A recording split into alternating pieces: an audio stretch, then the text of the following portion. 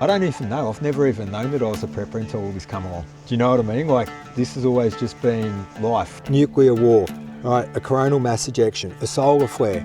We know that there are things that can just fry the grid. But how do you feel about the things that you can't control?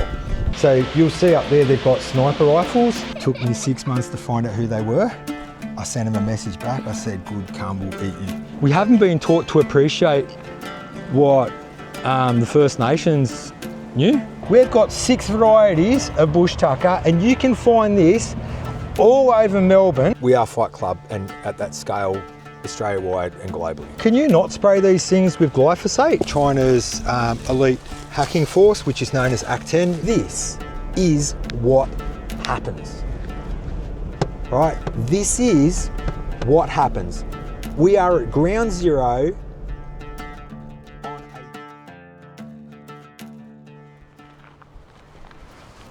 Some people are prepared for anything.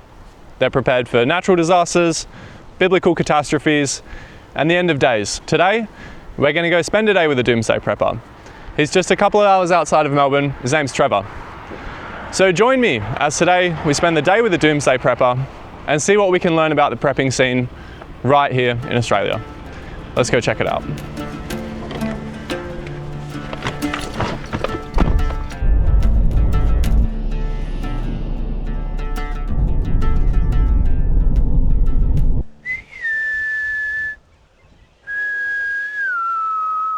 I might be able to get them to come up. So every once in a while I've got a whistle I do, and if you look, they'll come up. You can whistle the fish up? Yeah, man. So when it's tourist season, I sit there with a megaphone, and I go, anakinisi, proso here, yices, sazales, tomates, patates, olla fresca, olla metivula. That's how they know it's good produce as well. Kangaroo apple is basically the original danker rub. Yeah, so Aborigines would crush that up, and they'd use it as a poultice. And like when they had achy bones and stuff like that, so they'd use it for that. But then we grow like Voltaren. Yeah, exactly, almost, yeah. Exactly. And just over here somewhere the other day, he found 0.5 gram gold. Really? I was going to ask you if you do any prospecting out here. No. Wait, no, why not? I'm not into gold. You're not into it? I know it's weird. I'm actually not into it. I'm not out to go, oh, hey, I tell you what, you give me that piece of gold, and I'll give you a can of baked beans because you're starving. Yeah. You'd rather have like a useful swap where everyone benefits? Yeah. And that's why we have got communities. We are Fight Club, but nice Fight Club. Yeah. But we are Fight Club, and at that scale, Australia-wide and globally. Prepping's getting like way more mainstream. It's much more in the conversation these days, and people who you know, like wealthy people are doing it as well. They're preparing with like luxury bunkers and that sort of thing. Queenstown is one of those spots that's really popular for it. Yep. What's your opinion? Like, do you think it's a good thing? What's your view on all these luxury bunkers? Are they escaping the Epstein list fallout? Are they escaping the Diddy list fallout? Or are they thinking that like Yellowstone National Park or something is going to be a super volcano that goes off? They would be my first 3 questions. Followed by, have they ever seen the movie Once Were Warriors? Do you know the Maoris ate the Morioris? Just saying. At the low level, you know, of okay, this makes sense to trade, you know, there are preppers that have things like scotch, bourbon, tobacco, baby formula, milk powder, long life, you bag it right, it can last 15, 20, 30 years. So for people that don't know, there's 5 things that can destroy every bit of electronic. EMP, nuclear war, right? So an EMP bomb that can just fry everything, right? Nuclear war, right? A coronal mass ejection, a solar flare, right? We know that there are things that can just fry the grid for a long time. How do you balance like telling your kids about this sort of stuff without instilling them with too much paranoia? So when it comes to kids and stuff like that, like it's just a different conversation. What I teach is all case scenario prepping, right? Which is bushcraft, right? Which is camping, right? Which is campcraft. So you make it about like craft and bush skills and all that, so not survival and... It's the same thing. Yeah, yeah. Right? People call me a prepper because they don't know what to call me. Like, really, I'm just Trevor. Is the world flat or is it a globe? Mm-hmm. Okay, here's the thing. I don't care. And there are people, but why don't you care? Do you think I don't know that 9/11 was an inside job? Do you not think I don't realise that Stanley Kubrick filmed the moon landing on a set? I know they lie. That's what they do, right? It doesn't matter, and it's beyond my comprehension. So really, am I going to lose sleep about it, or am I going to try and enjoy the day, enjoy the moment? You know, it's like this whole prepper thing, right? I'm out to show you today that out here, right, it's Joe Blow Farmer, man. We're going to go for a drive down the road. Yeah. And I'm going to show you what hell looks like. Let's go check it out. Yeah. But MPs and things are aware, and there's some FOI requests, and there's a few other things going on. Yeah, I was going to ask, because like you get contacted by a lot of different people all the time. Do you get contacted by government officials and like ASIO and this sort of thing?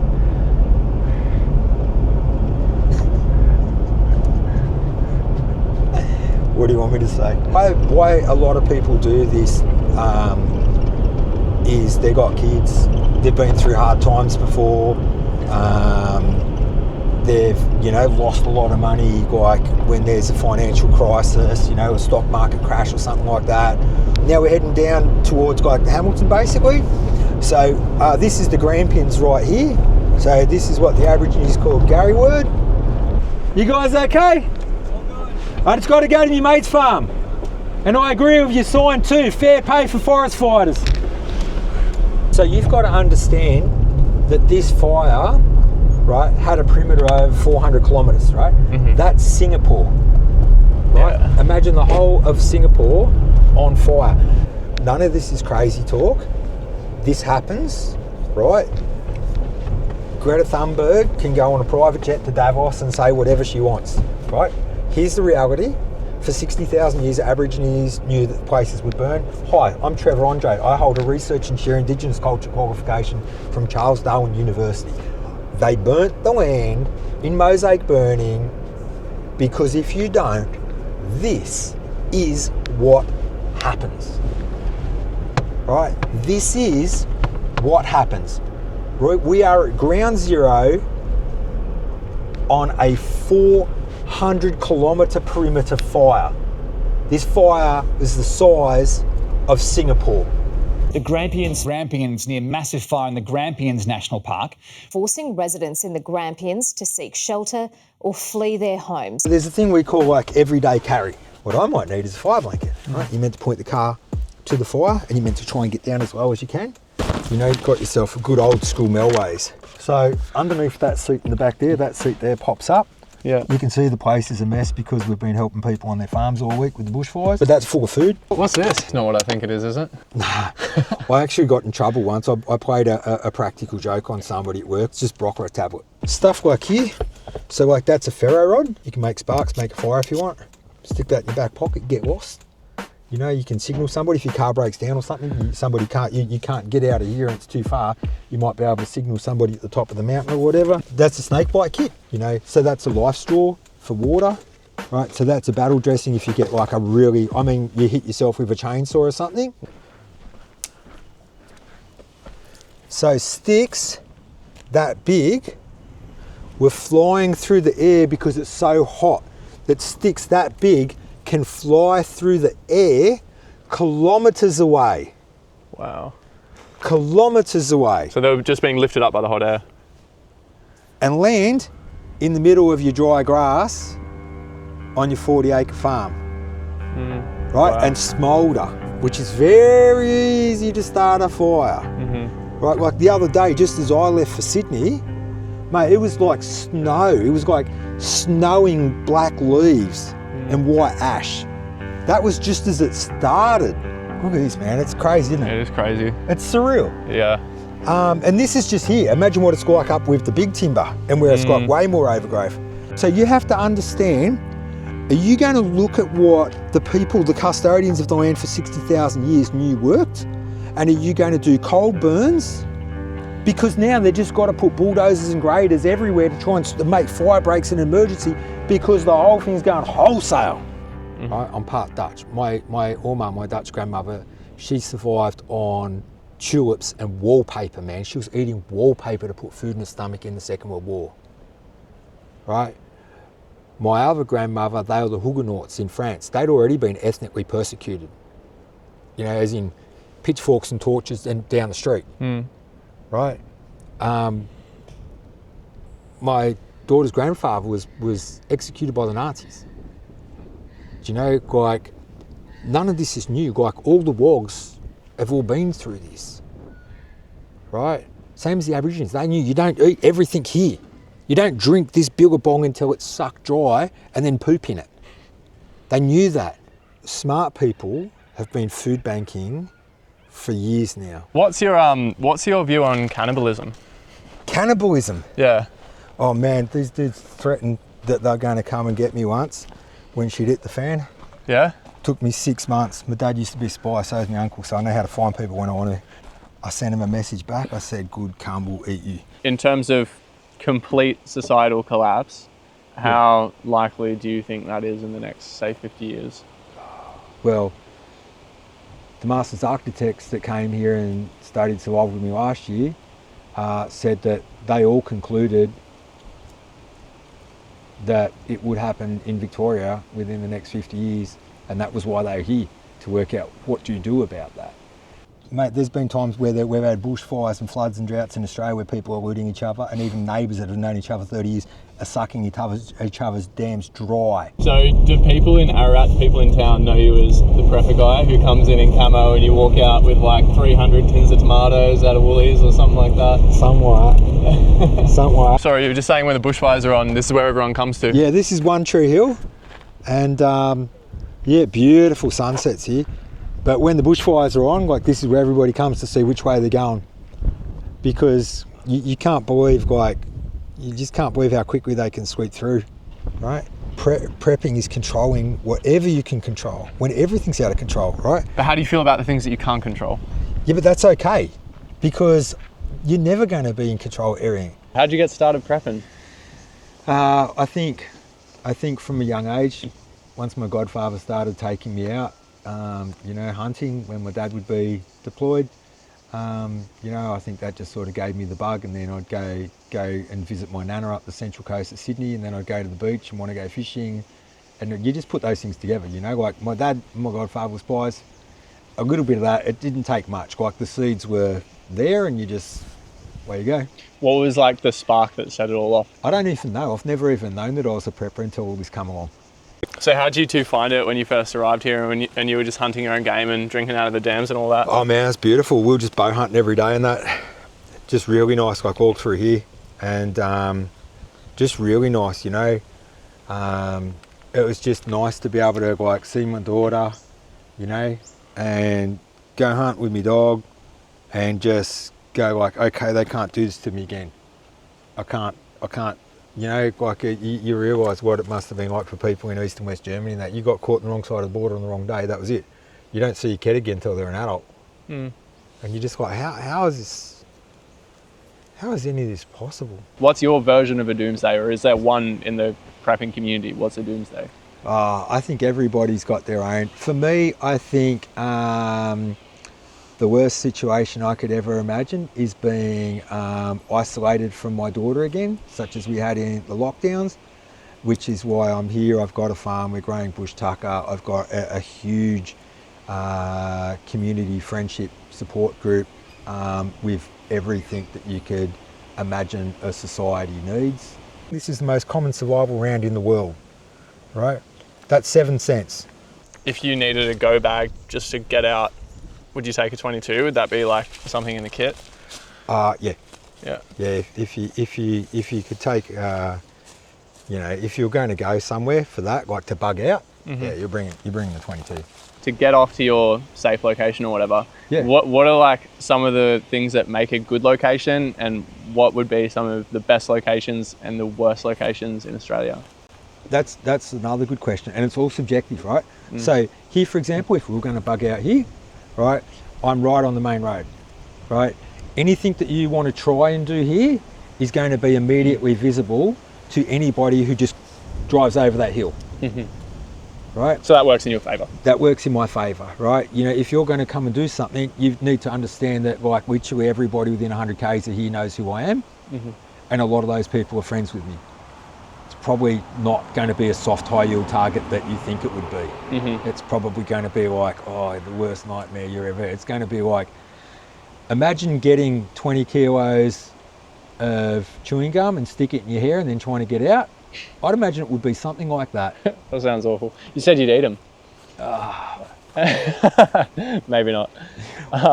We might, but I might call it different things. It might be, oh, these venison sausages are. They look tasty. Lovely. Yeah. So how essential would you say being able to hunt well is for survival in a collapse type scenario? It's not, but it looks cool, doesn't it? No, man. So what's important is bush tucker, right? Bush tucker is important. Staying hydrated is important. Keeping your mental health is important. Having already had your teeth all done, you know, so that you don't need fillings or this or that or whatever, right? That stuff's really important, right? Knowing bush tucker is really important. Here's the reason why. Trees are very slow runners. This was normal, man. You go to Melbourne and I can walk around Melbourne and I'll show you houses that I know have got a cellar, a bunker. Food became convenient. Right. TV dinners and this and that and blah, blah, blah and whatever. And they sort of grew into that convenience. The corporations got so good. Your grandparents didn't grow up with refrigerators. Oh, this is convenient. It's going to cost you and it's going to keep on costing you. And then we're going to do a thing called shrinkflation. You know, amaranth, south thistle, stinging nettle, mallow, purslane. Yeah, I think you told me earlier that stinging nettle's like 40% protein. 40% protein, That's man. so high. Forget your Musashi bar. Let's say China and America went toe to toe. Straight away, we are collateral damage. They're going to hit a lot of bases in Australia that are joint Australia defence facilities with China, some mainland and some that are slightly offshore on islands. And then I would imagine that China's elite hacking force, which is known as ACT-10 in a 12-storey facility in Pudong, Shanghai, would pretty much cyber hack us into the dark ages. On top of that, you've got an estimated 50 to 100,000 civilian hacking people, which basically the state turns a blind eye to so long as they just hack the West. So who knows what would be endorsed, allowed or sanctioned. Like Chinese national civilians would be hacking Australian citizens? Already are. And let alone how many sleepers are in the country now. We know that the world's borders have been redefined countless times over unknown millennia. The real concern for us on that front would be, you know, no water, no fuel. You know, I've said multiple times in the media before, the International Energy Association, the IEA, that we're one of 30 member countries, we're meant to have a 90-day average of our previous year's consumption of fuel. At best, most times we're lucky if we've got 22 days. So in 22 days, we're out of fuel. No fuel. So what do you do when you've got no fuel? You've got gas problems because everybody else has had access to our gas. You've got everything's been cut off. You've got no electricity. God knows what malware's in anything else that may be still running. And who knows whatever else is going on. And I mean, the real thing for us, which is the crux of the problem and the reason that we're all doing what we're doing about that situation is, okay, well, if I can get rabbits for dinner and enough to maybe share with you, okay, do you need to steal from me? So what would you do? What would be like your first steps that you would take if China invaded? Send the message green to the people that know what that means and exactly what that means, what happens in that set of actions that comes about, and just live, man. We keep catching rabbits. Yeah. We might even catch a few extras. Doesn't sound too bad, to be A honest. few people would be coming for dinner. It's a party. Yeah, but well, it is what it is, you know. Yeah. Like the thing is, you know, it's just a matter of if you're concerned about these things, what you would do to make sure that you're not going to go hungry, you're not going to have to fight for toilet paper, blah, blah, blah. And it could be anything, man. Everything's out here, man. Everything's out here? Everything's out here. What do you mean? Out here. Stash? Out here. Oh, so you have like treasure chests? I've got treasure chests, man. What preppers usually have is caches on the way to or the way out of where they think they'd be going. So if you think I might have to walk from the city to get to Uncle Bob's place at Ballarat, all right, then you might actually have a couple of boxes buried somewhere in the park or something. You know, you'll find a nice old tree that they're never going to dig up that still looks healthy. You go around the edges of it, you dig a hole, you bury a bucket, same as that one. What I've got is basically a couple of those buckets. That is what I had when I was in South Australia on Prepping Australia episode 1. I talk like this because this is me and I'm on camera. You know, in 20 minutes time when Zanin goes, I'm dad eating ice cream again.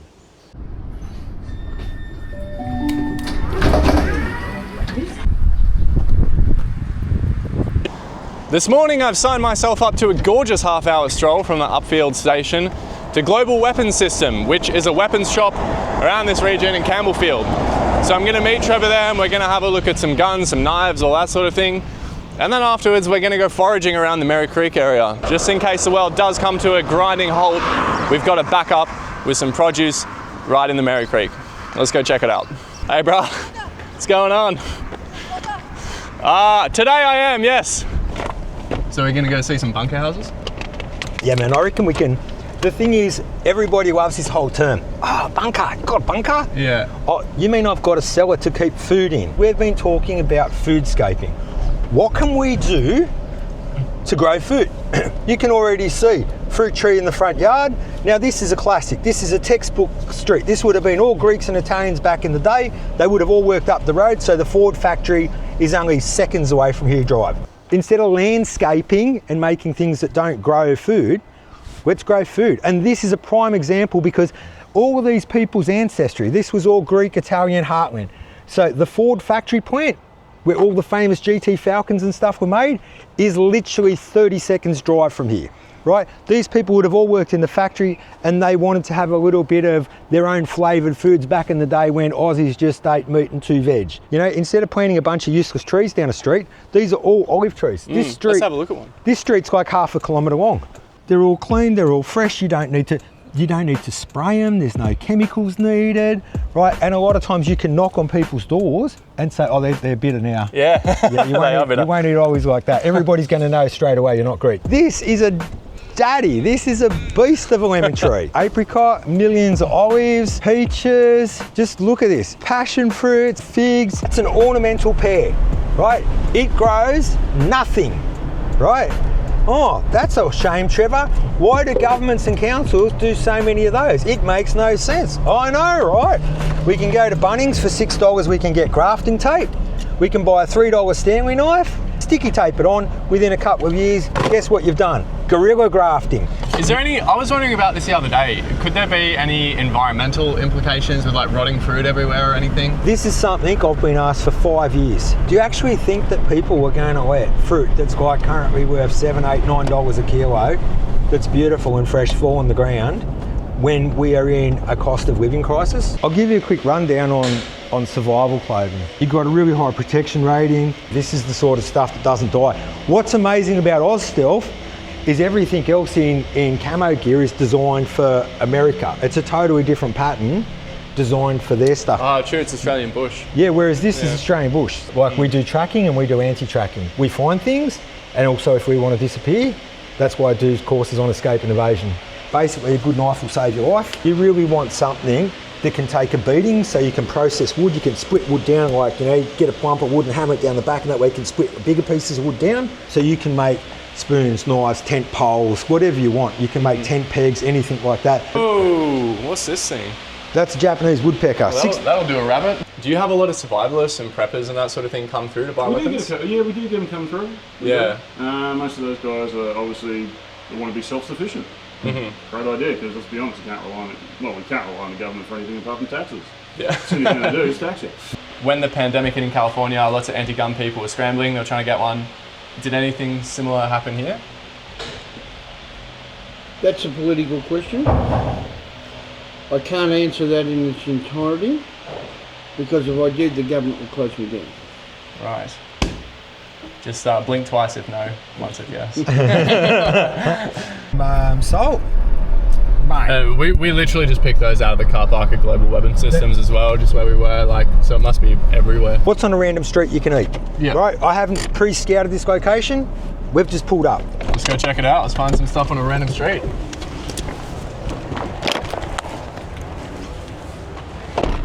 Okay, so straight away I've found bush tucker. And I don't mean a little bit of bush tucker, a lot of bush tucker, right? So here we've got dandelion.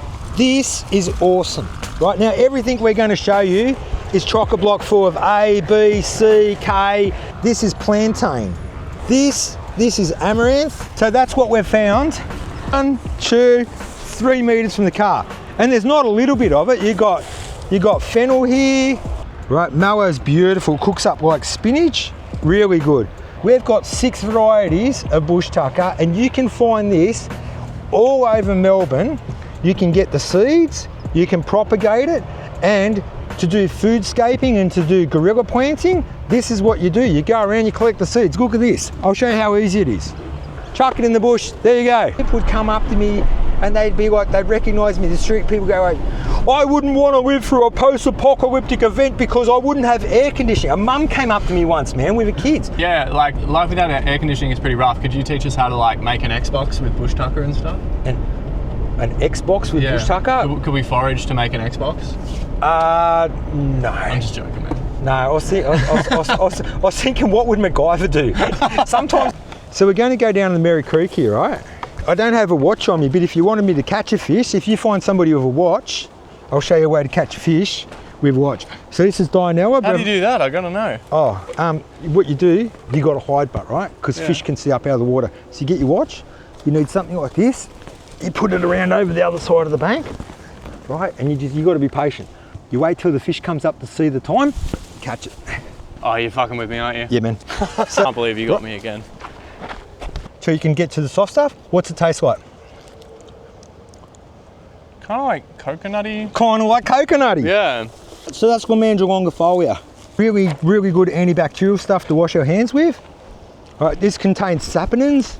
It's not about who can get dirty and beaten up. Do you think the Aborigines were all dirty and beaten up, or do you think they groomed themselves because they were trying to find a wife from the next skin group? Yeah. This episode is sponsored by Manscaped. That's it. Like and subscribe. There'll be all sorts of stuff down here.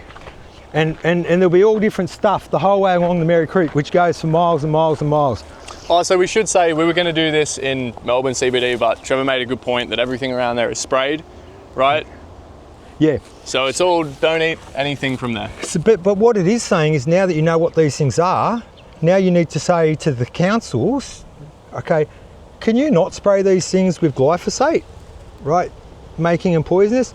And then maybe we could do an education program for homeless people, of which there's 116,000 in Australia, to show them what's around that you can eat. All you need is an army kidney cup and a box of matches and a bit of any old dirty water, and suddenly you can eat high quality superfood for free.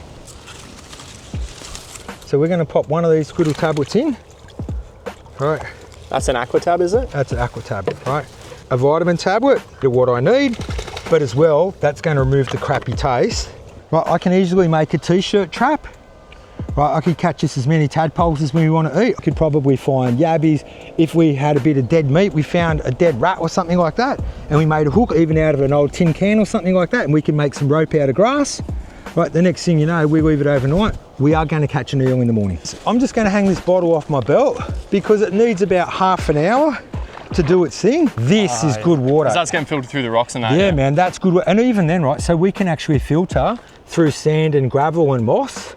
We haven't been taught to appreciate what the First Nations knew, you know, and it was only when you came out there and you were a shearer or a dogger, which means like you trap wild dogs or foxes or something like that, right? It was only when you got known to the local tribe and they could see that you're not like an arsehole, that they'd show you something. But you made friends with the right fella and he'd show you, Oh, bloke, you see that one there? You boil him in your tea, you try that. There's every breakfast every day. Free. I actually think it's kind of cultural appropriation, Trevor, that accent. I don't know if we should be doing that around Brunswick, mate. I have been made Jungiari skin brother 25 years ago. I hold a recent. And this is just, like, if you forget the fact that there's a car battery there, but you see what I mean? Like, if we looked at this as a resource, and if we looked at this, look, there's a duck right there.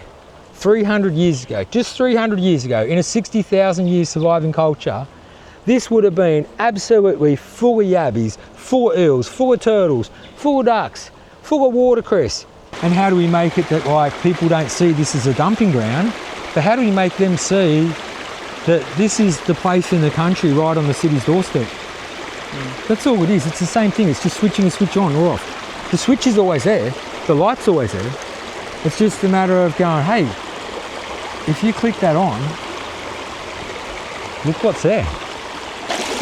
Woohoo! If you still had the tab, I could turn that into a fish hook. Holes are in this top part of the can. There's one little one there. All right, but if I have it tipped on its side, I could probably boil that much. That's probably 150 mil or so. You think no one's been there? Like, you'll definitely find a can. What if you don't? Man, no, you will. Hypothetically. So let's say you could find like a rock that's got a hollowed out section on the top, like that one. All right, so if you wanted to do that, you can, and I'll show you how. So that there, that's where we're going to boil our water, say. Wait, you're in the cooking pot. You find an area like this that you can put some water in. Then what we're going to do is we're going to start a big fire over here. You've got to be careful because of these rocks. A lot of river rocks will actually explode. It's probably better to walk in a bit and try and find a different variety of rocks that won't crack or explode. What you do is you make a big fire out of hot rocks, boiling hot rocks. I'm worried that when I drop dead, my daughter is going to actually need the things I've showed her. Why do you think I'm showing her? Mixed with one chemical. This stuff is pretty dangerous. So if we could look with fresh eyes at these sorts of areas, and if we could think in the ways that the First Nations did and understand what this is as an ecosystem, as a place we can enjoy and as a place that we can harvest good stuff from, can you imagine the good that could come from it and what we could bring back to our tables and utilise? I mean, it's not going to take much. There's modern things we can do to clean the rivers, but we've got things we can put in place and policies, and we can have action groups that can make it that you could walk down and fill yourself with nature's bounty once again. You are probably unique in your circumstances that you've already kind of experienced your own version of a doomsday. Probably a lot of people haven't. They're kind of waiting out for it. How do you mentally prepare? So you've already been through it, you know what it's like for you. So how do you mentally prepare yourself for that? You need everything.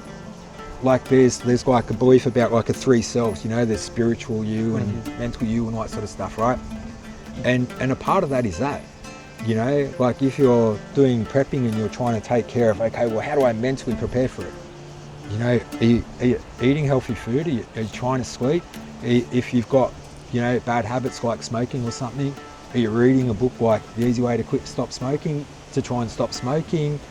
You know, how do you make this the best version of you?